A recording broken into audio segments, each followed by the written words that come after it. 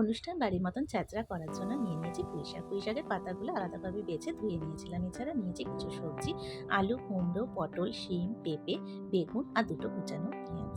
এছাড়া নিয়েছি মাছের মাথা। মাছের মাথাগুলো আমি ভেজে আলাদাভাবে তুলে রেখেছি।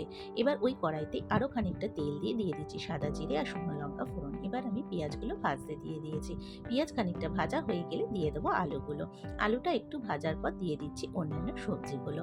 অন্যান্য সবজিগুলো দিয়ে খুব ভালোভাবে নাড়াচাড়া করে পেঁয়াজের সাথে মিশিয়ে দিতে হবে। আর একটু নুন দিয়ে দেবো যাতে সবজিগুলো খুব তাড়াতাড়ি মজে যায়। সবজি বেশ খানিকটা ভাজা হয়ে এলে দিয়ে দেবো আদা, রসুন, কাঁচা লঙ্কার পেস্ট। এটা দিয়ে খুব ভালোভাবে নাড়াচাড়া করে মশলাটা কষিয়ে নিতে হবে।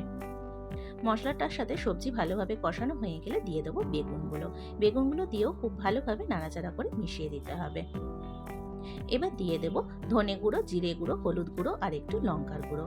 এটা দিয়েও ভালোভাবে কষাতে হবে সবজিটা বেশ খানিকটা কষানো হয়ে গেলে দিয়ে দেবো একটা মিডিয়াম সাইজের টমেটো। টমেটোটা একটু নরম হয়ে এলে দিয়ে দিচ্ছি আমি পুঁইশাকের পাতাগুলো। পুঁইশাকের পাতাগুলো একটা চাপা ঢাকা দিয়ে দিলে খুব তাড়াতাড়ি নরম হয়ে যাবে। এবার পুঁইশাকের পাতাগুলো নরম হয়ে গেলে খুব ভালোভাবে নাড়াচাড়া করে মিশিয়ে দিতে হবে তরকারিগুলোর সাথে। দিয়ে দেবো অল্প একটু নুন। নুন দিলেই প্রচুর জল বেরোবে। এই জলেই কিন্তু আমার এই ছ্যাঁচড়াটা রান্না হয়ে যাবে।